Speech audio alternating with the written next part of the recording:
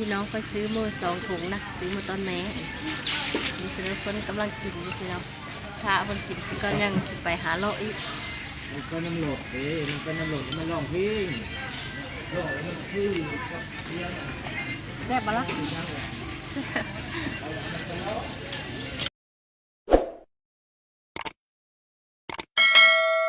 สบายดีพ่อแม่พี่น้องเมื่อสุขคนนะนี่ก็ว่าเขาก็สนุกอีแล้วพี่น้องเนาะวันนี้ก็สนุกกับสีผ้าพ่อแม่พี่น้องเข้าเมืองนะพี่น้องเข้าไปตลาดนักขจารพี่น้องไปกับ3 คนนะมาน้อยเลยสนุกแล้วก็พ่อนี่สนุกเพิ่นสบายดีสนุกเพิ่นก็ไปพี่น้องเพิ่นอยากไปเมืองเลยเคียวคู่มือเลยเพิ่นอยากไปซื้อพี่ยังเนาะก็ว่าเพิ่นไปเพิ่นที่ซื้อเดี๋ยวพี่น้องนี่ก็กำลังสิไปนะพี่น้องติดรถสอดมาหอกกลางข้างติดรถสอดพี่น้องแล้วก็เลยมาแปลงอยู่ฮานที่บ้านอย่างพี่น้องอยู่จากบ้านนะกำลังสิไปพี่น้องไปซื้อน้ำมันรถไฟพร้อมพี่น้องเข้าเมืองแล้วก็ไปตลาดพร้อมนะตลาดอยู่นักกจาเมืองอัศพรเข้าพี่น้องก็กำลังแปลงรถนี่มีแล้วพี่น้องกำลังสิไปนะก็ไปกันเลยพี่น้องแปลงกะแล้วนะป้าก็แปลงแล้วพี่น้องก็สิเอารถออกมาแล้วมั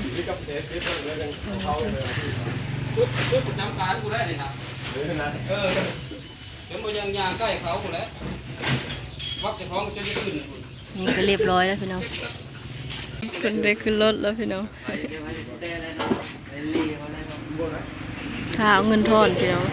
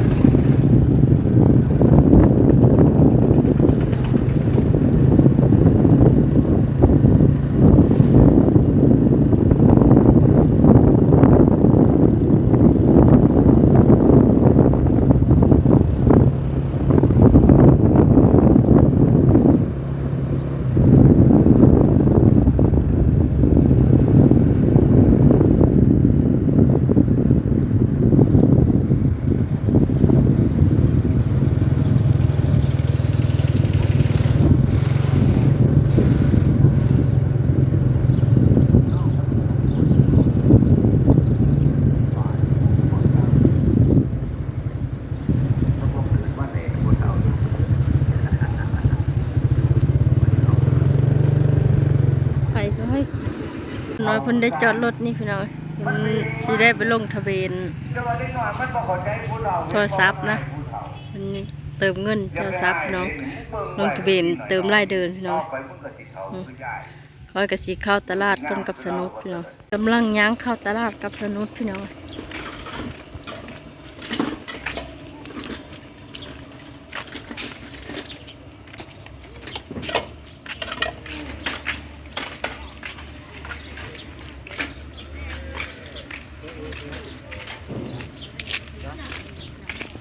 นี่ห่อนะพี่น้องป้าเคิงเต็มมาเลยนะ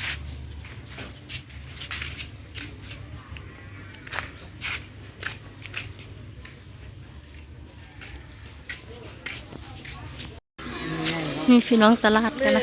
ตลาดนักกุจานนี่พี่น้องงานสะพอนเท่านั้นมีครบหมดทุกอย่างพี่น้อง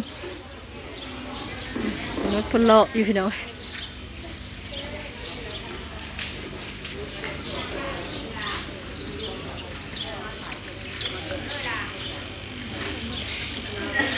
ถามไหมครับก่อนนะข้าวปุ้นนี่โลเท่าไหร่ฮะ ใช่พวกมายังเอาไว้ละไปหาซื้อไว้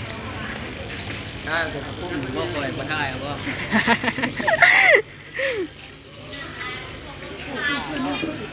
เบอร์เลยมา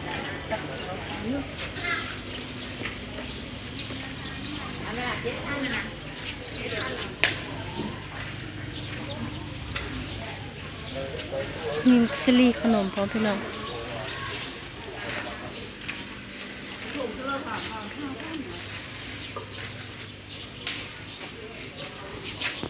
ซื้อเนื้อคุณอยากกินหวานพี่น้องซื้อหวานเพื่อก็เอาหวานให้แน่เอาเสื้อถ้วยเท่าไหร่เอาถ้วย3,000เด้อเอาถ้วยหนึ่ง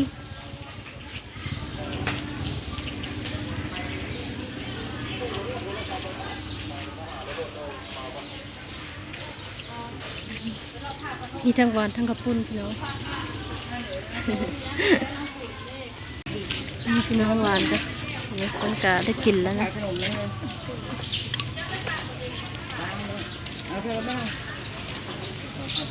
ข้าวไปส่งเดียวเลยบ้างโอนกันบ้าง3,000เลยเขา2 คน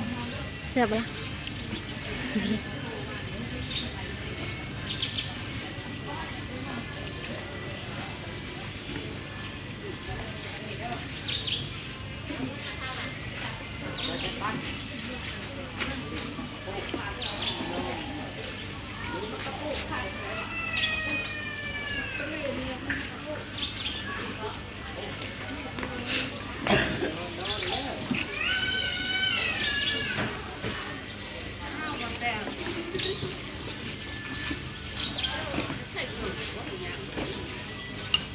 พี่น้องไปซื้อมือ2 ถุงนะซื้อมาตอนแม่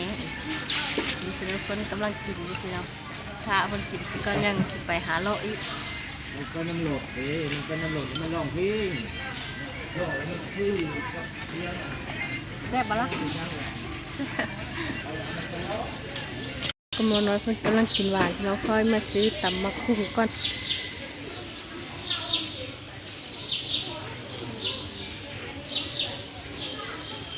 เพิ่นกำลังจักมะฮุ่งอยู่พี่น้อง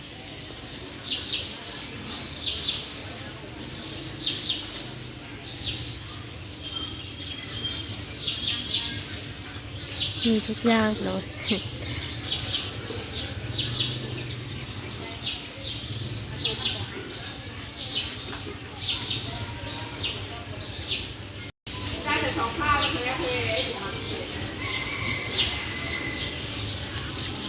เป็นเลิศได้ขายบ่เคิงนะ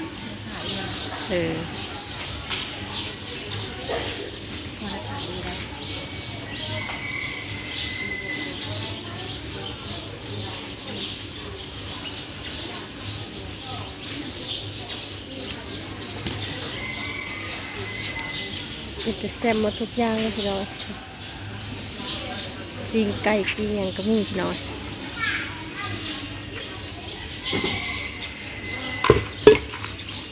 เพชรวันนั้นเอาวีเพชรไปเลยยันหอนท้อง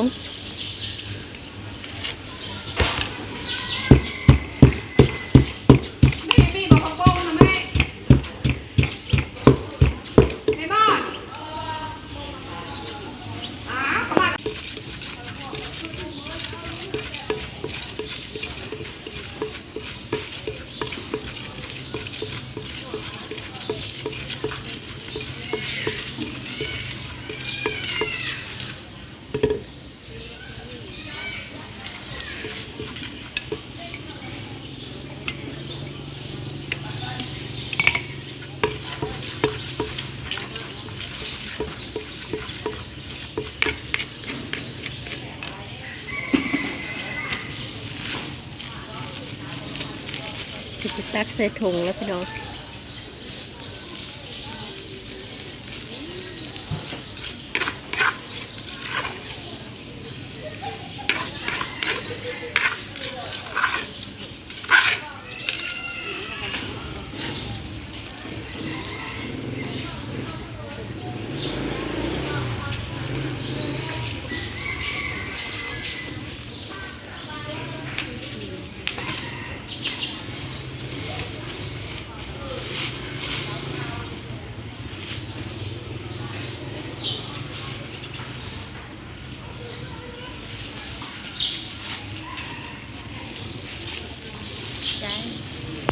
วันน้อยเพิ่งซื้อ2 ถุงของพี่น้องหวานกัน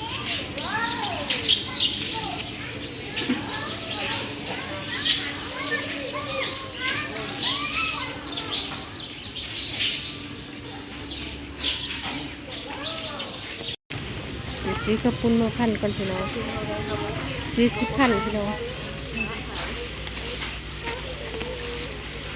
นี่กำลังซื้อน้ำแข็งให้สนุกก่อนพี่น้องคนกำลังส่งอยู่พี่น้อง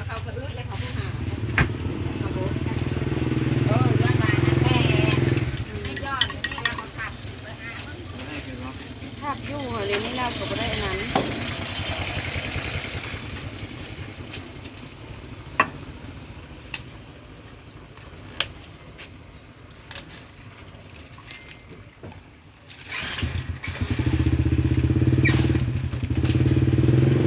เป็นจะแซ่บแล้วพี่น้องแก้ว6,000พี่น้องข้าก็ซื้อเคิงคนเรียบร้อยแล้วพี่น้องวันนี้ก็คอยกะซีเมอร์พี่น้องมันซื้อน้ำมันแล้วก็ซีเมอร์แล้วมันสนุกมันกำลังกินน้ำแข็งนี่พี่น้องละเป็นมีสบายวัดพี่น้อง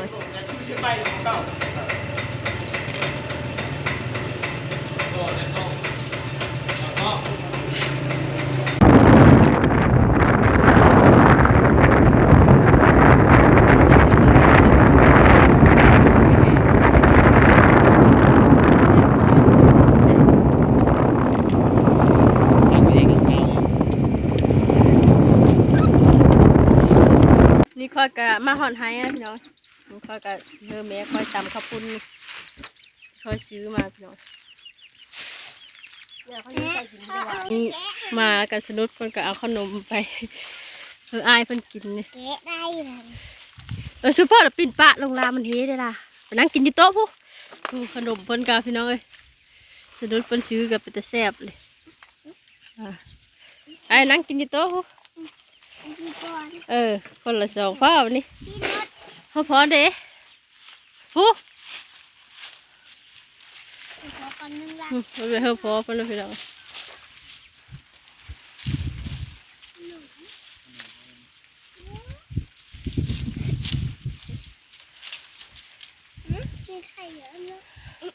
แซ่บบ่ล่ะแซ่บบ่ก็ปิดตบแซ่บบ่จ้อยเจอเงิน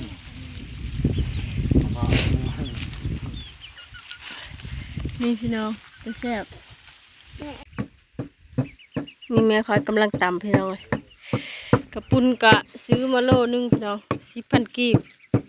10,000จ้ะโลเก้าแต่เขาตื่มเพิ่มเลยเพิ่มเป็น10มันเผ็ดเนาะทำมีพกได้บ้าง และน้องสนุดคอยเขาสิกินบังกันแซ่บบ่ แฮบ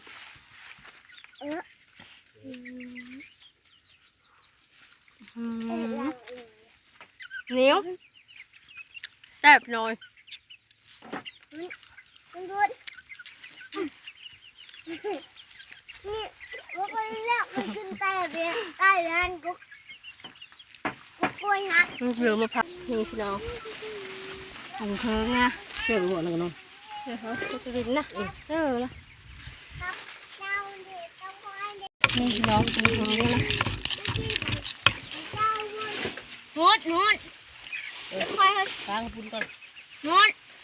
จอย มีกะสิล้างข้าวปุ้นก่อนพี่น้องเนี่ยมันเหนียวตำมันเหนียวละมันมีข้าวเนื้อพี่น้อง ขาค่อยมาแล้วก็ค่อยไล่ชิโน่น่าจอยน่านู้นเนาะ เอาเงินพ่อ เดี๋ยวก่อนแม่เขายังมี พอ เห็ แล้ว ด กิ กิ น น เล เลย ย หมดเลย ตาก็เห็ดกินแล้วคุณได้ไปทางนี้ค่ะไปนู้นไปทางนี้ย่ามาไล่ไหนเนี่ยเฮ้ยแบกเสือ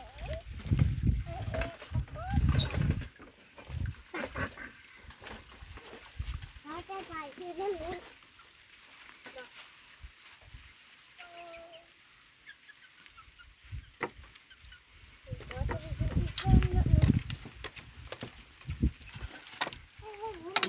เออเหมือนกัน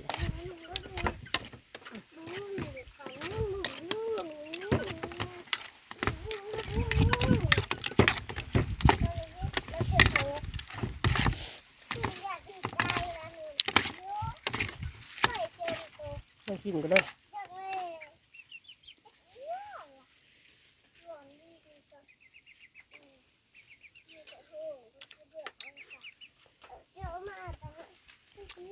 แซ่บเป็นยังอีกก็คำนึง นี่ก็สิเอาไปกินแล้วพี่น้องนี่ก็สิเอาไปกินแล้วพี่น้อง ที่เรื่องพักกะหล่ำนะ เขากำลังอยู่นี่พี่น้อง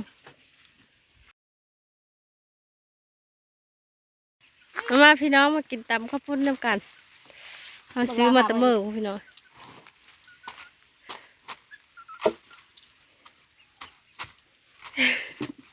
กินมาเลยกินมาเลยจะพัก ถ้าพี่ขาขยับมาให้กินนี่เนาะ เล่นแล้วก็ดีกินเลยเก๊ก อา กะ จารย์กินนี่เขาอยากกินนี่คือเดี๋ยว แซ่บบ่จ้อย นี่เดี๋ยว ต้องก้อนโจยแซ่บมนุษย์ นี่เลยล่ะ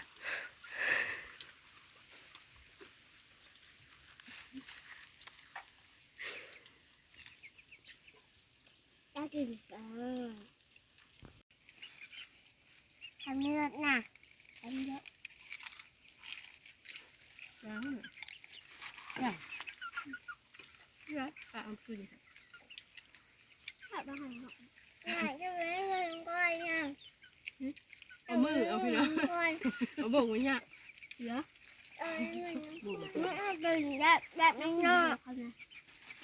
ไม่น้อยมาก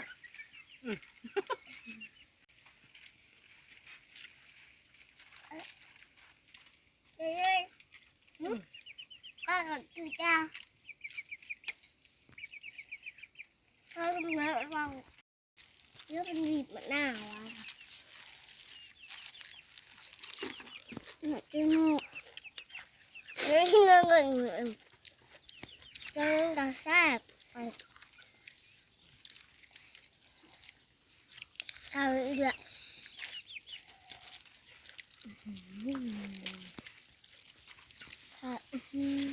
ครับจะย่อยอันนี้ไว้คำติดนี่ละอ่อยก็เห็นอีกนิดนึงนู่น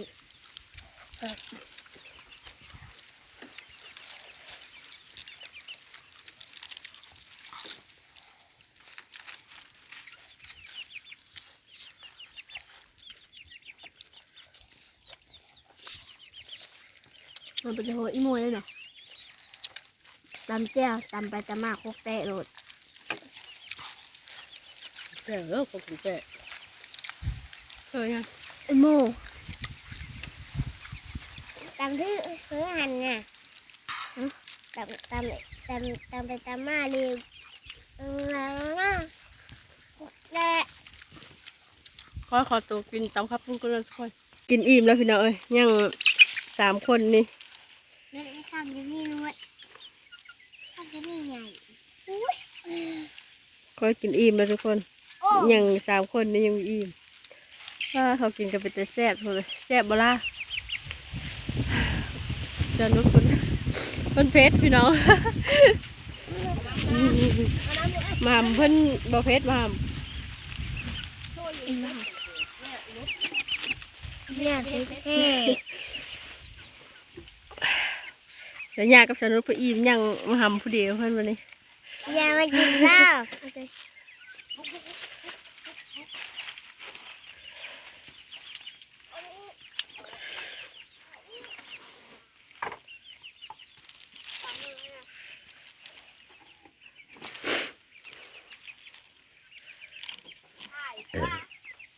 ไป เพิ่นมีกินเฮ้ยกินน้ำเพิ่นอย่างนั้น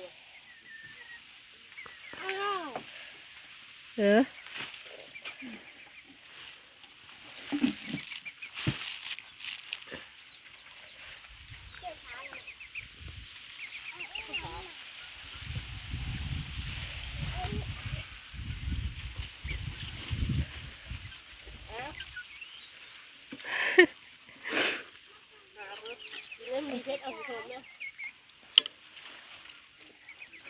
นี่ค่อยก็ได้กินตำข้าวปุ้นพี่เลยอิ่มแล้วพี่น้องเอ้ยตำข้าวปุ้นก็แซ่บเนาะพี่น้อง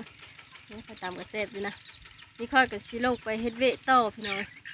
สำหรับคลิปนี้ก็ค่อยก็ขอจบคลิปเพียงเท่านี้นะพี่น้อง